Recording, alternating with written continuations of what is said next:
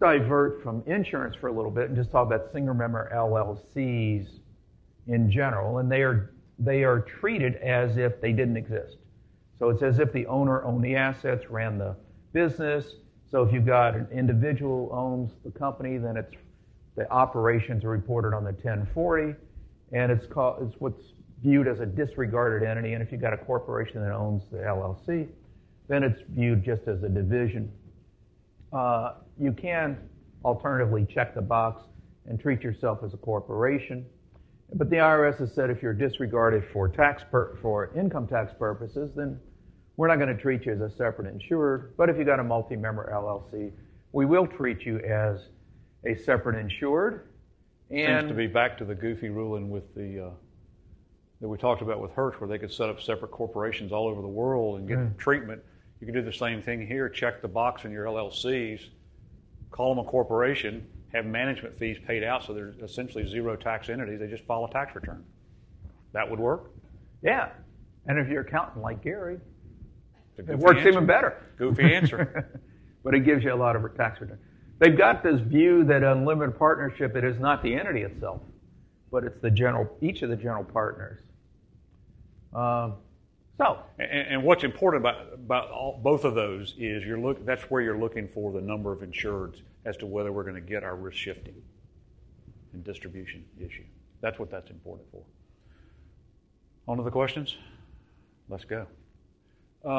These are a set of questions that Tim Collins was head of the Internal Revenue Service's foreign captive group as well as captive insurer. So when an agent was out doing an examination of a captive insurance company, and he had a question about whether he thought risk distribution or risk shifting or was this a good captive or not was going to qualify, they would call Tim and Tim would give them their answers. And this is the set of slides or questions that we've got here were from a presentation that Tim gave in Hawaii, another one of those boondoggle trips. But and Tom Jones, Tom's another captive advisor, wrote down the questions, and we've gotten permission to use them, and so we bring them up here and we talk about it. And Chaz puts on his other hat, and that's his Tim Collins IRS hat, and tries to answer these for us. So the first question is generally always asked when the examination starts. The first thing when you get that very first IDR, an IDR, I mean, he's got me confused now. An IDR is an information document request. So when an examination is undertaken by the service, the very first thing they send you is an IDR. And on that IDR, they list 10 to 12 to 20 things they want to see when they set up that first meeting with you. And one of the very first things they always want to see when it relates to a captive insurance company is a feasibility study. And the question that I have is, this captive has been in existence for 25 years. We've operated perfectly, we've done everything right, and now you want to see my blooming feasibility study. Why is that? Because we can.